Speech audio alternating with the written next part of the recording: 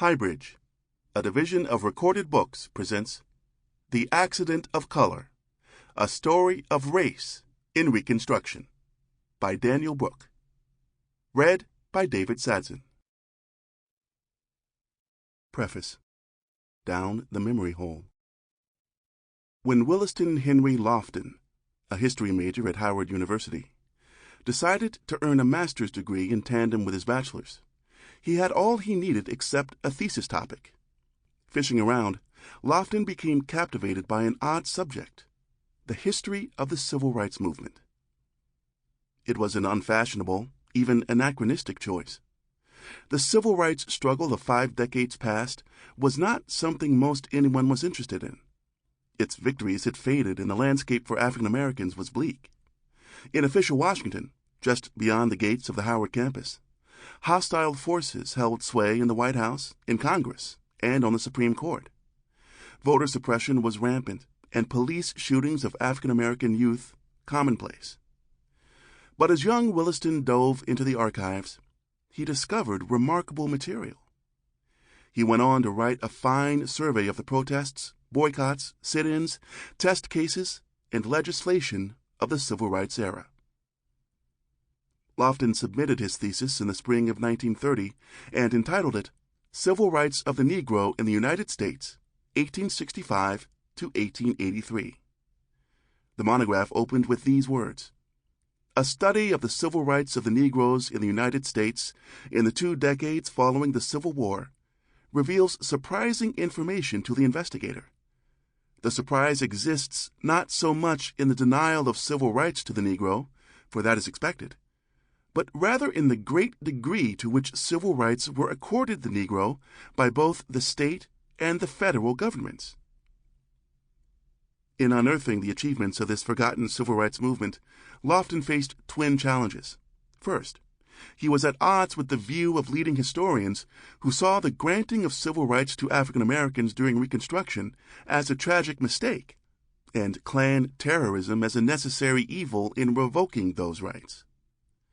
Pioneered by white supremacist historians besotted with the latest racial pseudoscience, men like William A. Dunning of Columbia University, this view had been popularized through Thomas Dixon Jr.'s Pulp Fiction and D.W. Griffith's subsequent blockbuster screen adaptation of it, The Birth of a Nation. Williston Henry Lofton was also up against rampant historical document destruction. White reactionaries had covered up the most stunning achievements of the post-war integrationists. Even if the undergraduate Lofton had had the time, the funds, and the freedom to scour Southern archives for original documentation, many were held by whites-only institutions that barred researchers of color, he would have hit numerous walls. In New Orleans, the school board records for the district's integrated period from 1870 to 1877 had long ago been expunged from the archives. At the University of South Carolina, the records of the Student Debating Society from the school's integrated era, from 1873 to 1877, had been defaced page by page with black ink tombstone pictographs inscribed Negro Regime. To try to fill these gaps in the primary source records, Lofton was forced to reconstruct America's first attempt at interracial democracy as best he could through newspaper coverage of civil rights activism and court records of civil rights cases. Facing these obstacles, even when W.E.B. Du Bois tried his hand at a history of Reconstruction, which he published in 1935, the nation's preeminent African-American scholar lamented that the material today is unfortunately difficult to find. Little effort has been made to preserve the records of Negro effort and speeches and actions. The loss today is irreparable, and this present study limps and gropes in darkness. In the depths of segregation, even with complete information, it would have been hard to properly process the anti-racist activism of the Reconstruction era. Under the system known as Jim Crow, named for minstrel show's blackface stereotype of a slave, Americans were pressed into legal categories of white and colored, with rights and restrictions allocated accordingly. Jim Crow's widening of whiteness, the one-drop rule of blackness, and retroactive complete conflation of blackness with servitude made it difficult to comprehend the leading Reconstruction activists on their own terms. These were men and women who defied binary racial categorizations and indeed fought against them. That such a disproportionate number of pioneering Reconstruction-era civil rights activists sprang from the distinctive, long-free, openly biracial communities of New Orleans and Charleston is no coincidence. For generations, New Orleans' Creoles of color and Charleston's Browns had been resisting the imposition of race-based rights and challenging America's black or white notion of race itself. Only in light of these communities' unique histories and self-conceptions can their cities' outsized civil rights achievements be understood. Just as an historian of medieval France must keep in the front of her mind that in the Middle Ages there was no France, only a smattering of feudal lands that would one day become France, so a student of Reconstruction must be cognizant that the firm racial binary Americans accept to this day is a result of Jim Crow, not a cause of it. The one-drop rule, the concept that any trace of African ancestry at all makes an American a Negro, was not even conjured until the 1850s and was not widely accepted until the early 20th century. It is only because mixed-race activists were defeated in their valiant effort to stop a regime of race-based rights that contemporary Americans view society through the racial blinders that we do. Today, decades after the dismantling of Jim Crow, Americans still see our society and ourselves in binary terms of white and colored. That our racial system is second nature to us, but incomprehensible to the rest of the world, even to people from other New World societies that once practiced slavery but never instituted Jim Crow, should highlight for us how peculiar it is. Most Americans still live their lives trapped in these outdated and scientifically unjustifiable notions. On the right, white nationalists patrol the ever hazier borders of whiteness, while some on the left see any questioning of Jim Crow's racial categories as an attempt to shirk responsibility for historical wrongs. This book does not wish to be such an attempt, nor does it wish to gloss over the flaws of its flawed heroes. Scores of the activists profiled, who fought for civil rights after the Civil War, had been silent on the evils of slavery before it. Some even held slaves themselves. But telling their stories on their own terms can help remove our own blind spots about the long, imperfect struggle to build the world's most diverse democracy, and about the racial system that still mars our national life. In our ever more multi-hued society, we may finally be able to hear these voices from the past, recovered from yellowed newspaper clippings and dusty court records, and heed their plea that there can never be full emancipation from American racism until we put the American system of race itself on trial. Introduction. Les Ambassadeurs. On March 12, 1864, a pair of Southern gentlemen, E. Arnold Berthenot and Jean-Baptiste Roudinet, arrived at the White House to lobby President Abraham Lincoln. They hailed from New Orleans, a city that had been retaken by the Union just 1 year into the Civil War and had become a testing ground for what the multiracial nation might look like when the war was won. The visitors were leaders of the city's distinctive openly mixed-race Afro-French community, and they presented the president with a petition signed by 1,000 of their fellow property-owning free men of color, demanding the right to vote. At the time, this was an audacious ask. Though the petitioners addressed the president as citizens of the United States, technically this was no longer true. 7 years before their visit to the White House, the nation's highest court had revoked their citizenship. In the Dred Scott case, a dispute ostensibly over slaves' rights, the Supreme Court of the United States had declared that an African American, whether enslaved or free, had no rights which the white man was bound to respect and is not a citizen within the meaning of the Constitution of the United States. This sweeping ruling was a vicious attack on free people of color nationwide. But the ongoing war was opening up new possibilities. The Union Army now brimmed with African American soldiers, and on New Year's Day, 1863, Lincoln had issued the Emancipation Proclamation. Yet when Lincoln had recently announced a plan for Reconstruction in Louisiana, it barred African Americans from voting. According to the Supreme Court, the petitioners had no rights that Lincoln was bound to respect, but they were hardly his inferiors. Lincoln had been born in a log cabin in Kentucky, and though whip-smart, he had completed just a single year of formal schooling. By contrast, Roudinet was a trained engineer. Before the war, he had worked as a food scientist on a sugar plantation, pioneering methods to turn raw cane into saleable commodities like molasses. And even with those accomplishments, he was the underachiever in his family. His brother, Louis Charles, was a medical doctor with degrees from Dartmouth and the Sorbonne.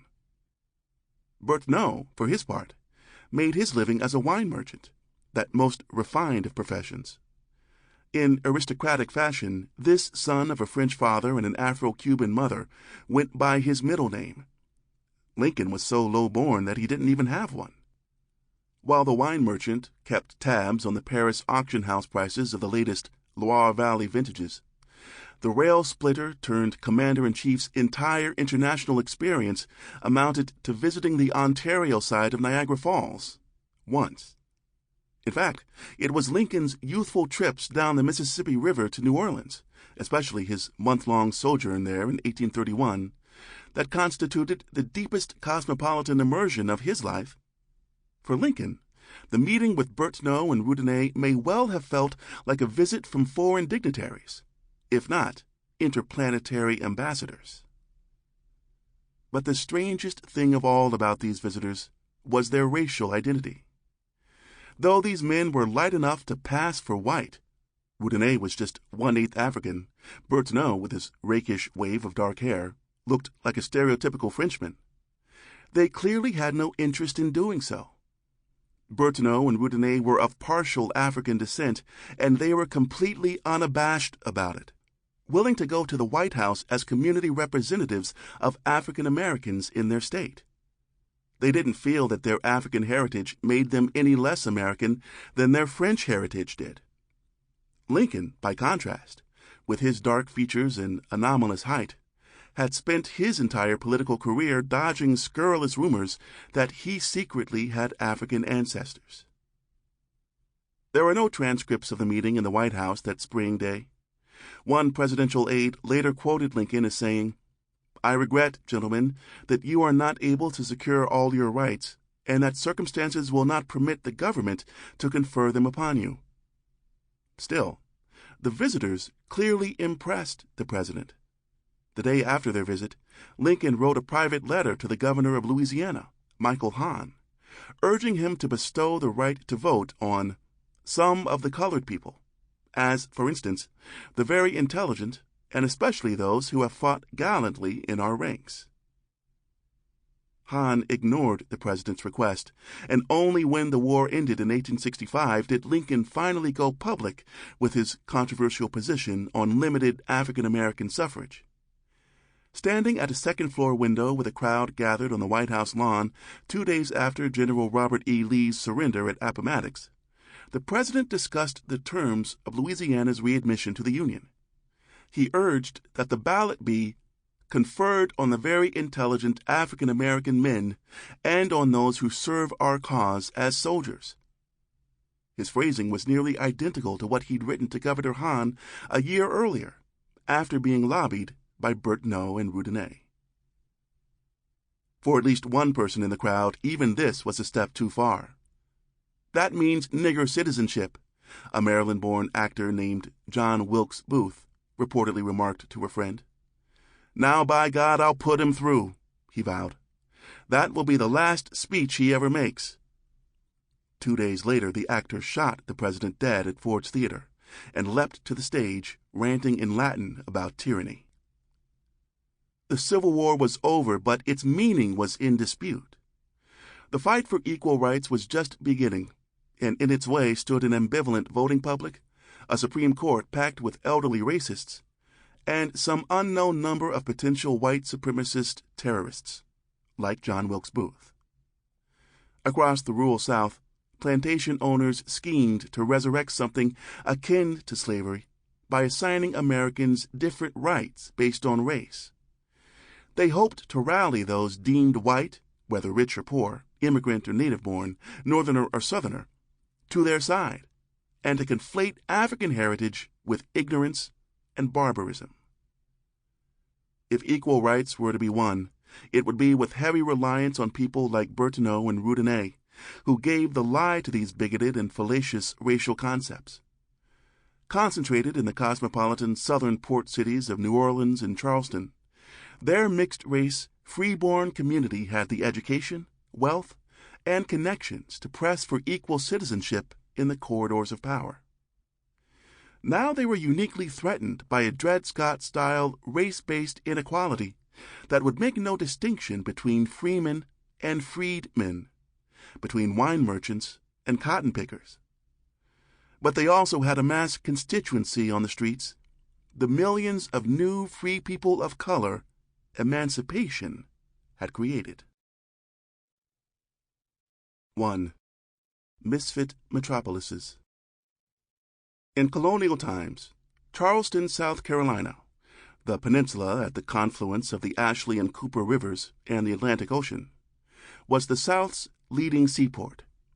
Goods from all over the world flowed in, but the most important inflow was people: slaves and slave drivers, indentured servants and skilled free laborers, refugees and get-rich-quick schemers.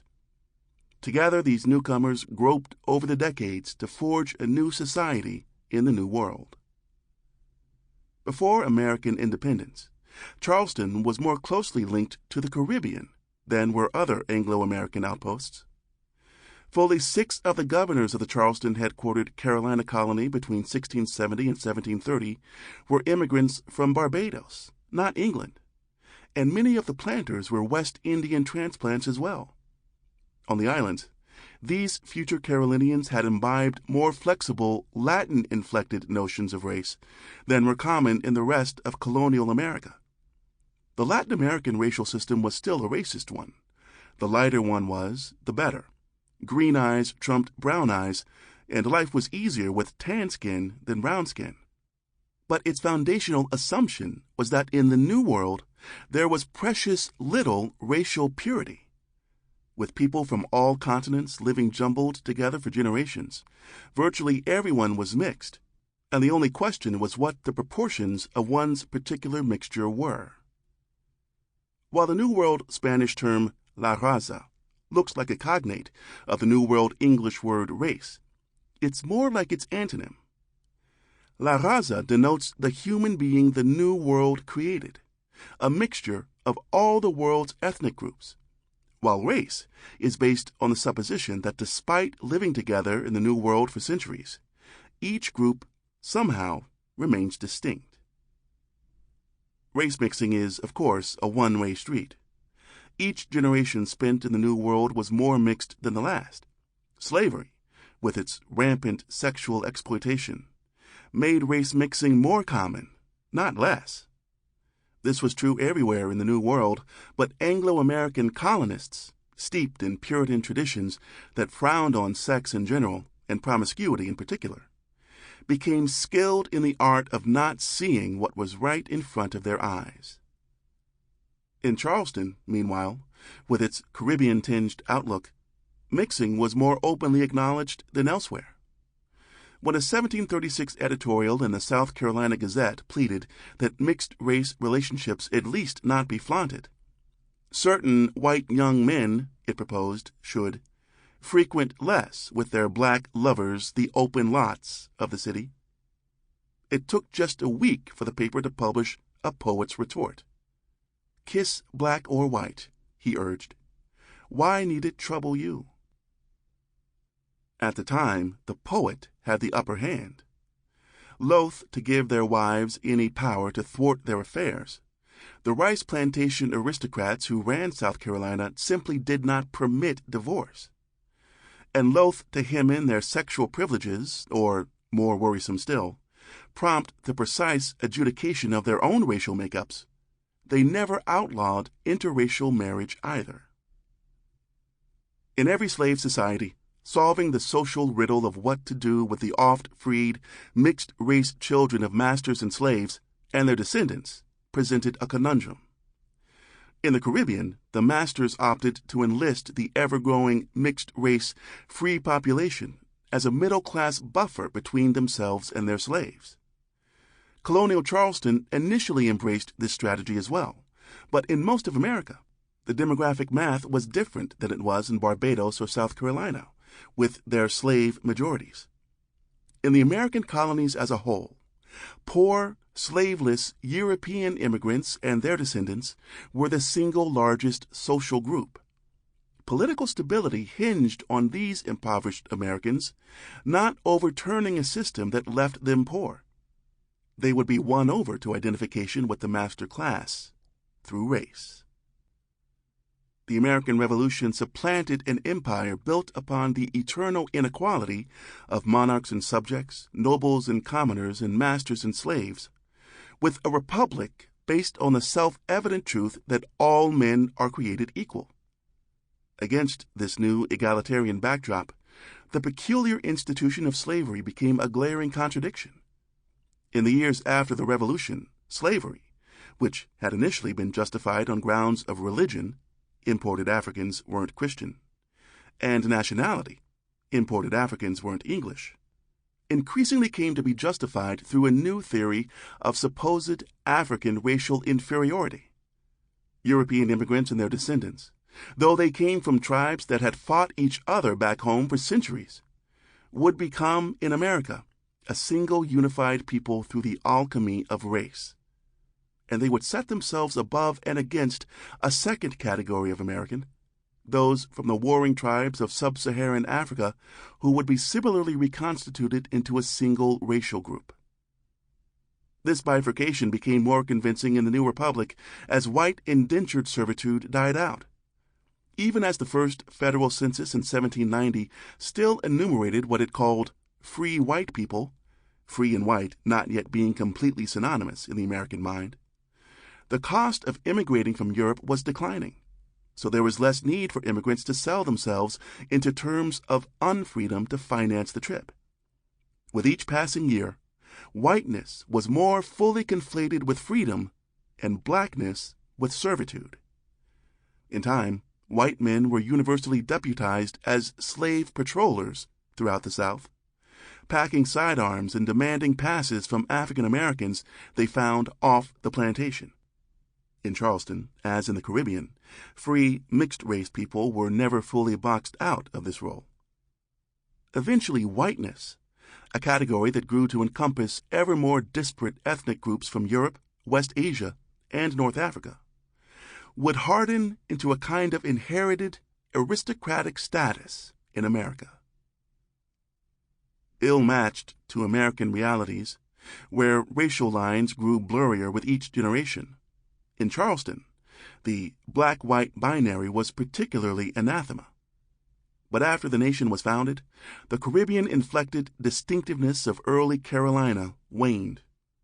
In 1790, not 15 years into American independence, St. Philip's Episcopal Church, the oldest and most prestigious congregation in Charleston, where the white elite and their free mixed-race relatives had worshipped for generations under the same roof, announced that it was prohibiting its mixed-race members from being buried in the church graveyard. Mixed-race people might be free, but they wouldn't be equal. In response to their church's decree that they were good enough to worship, even marry in the church, but not good enough to be buried there, the mixed-race relatives of Charleston's leading white families organized themselves into a separate sub-congregation, the Brown Fellowship Society.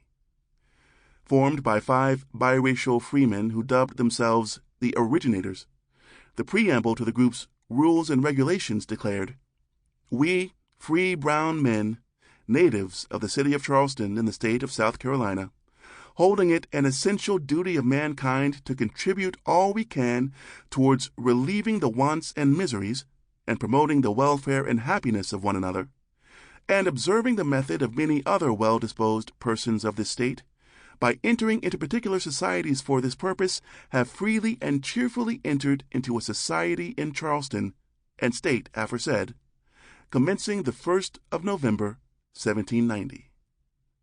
By October 1794, the Brown Fellowship Society had raised enough money to purchase a plot of land to use as a burial ground, solving the immediate crisis that had sparked its founding. And it threw open the new cemetery to the entire free mixed-race community of Charleston. Taking on a broad communal responsibility, over time the society sponsored a school, founded a credit union, and organized a life insurance fund. For all the institutions it created, it soon spun off a literary society and a debating club as well. The Brown Fellowship Society's greatest creation was the community itself. The society made brownness a communal identity, elevating it into a racial category, at least within the city limits of Charleston. By doing so, the originators hoped to carve out a space for their community in the social and political minefield that was being free and mixed race in an America with a looming Manichaean racial order. As that order grew sharper every year, Charleston's Browns, as they were known, confronted the choice every middle class eventually faces: cozy up to the elite or make common cause with the masses. In the antebellum era, the Browns sought the former path before, pivotally, breaking ranks during Reconstruction. In part, family ties led the Browns in their initial identification with the elite. After all, they were the blood relatives of the city's wealthiest whites. But more crucially, they were living in a society where the distinction between slave and free mattered far more than gradations of skin color. Counterintuitively, Charleston's Browns were indifferent to the evils of slavery precisely because they lived in a city where those evils were so openly on display. Antebellum Charleston was littered with slave auction houses, the backs of which were jails where the human merchandise was imprisoned prior to sale. After a brief stay packed in the pen, slave traders paid the jailer auctioneers on a per-head, per-day basis, so churn meant money. Families were sold on the block.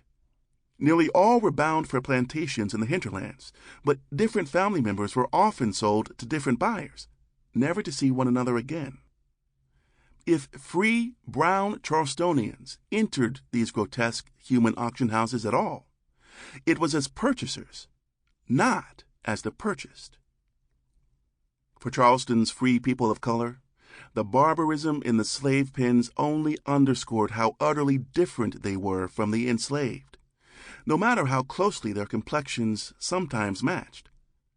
No doubt there was a social gulf between even the wealthiest Browns and their white relatives, but it paled in comparison to the social distance between their freeborn selves and the enslaved strangers coursing through their city in chains.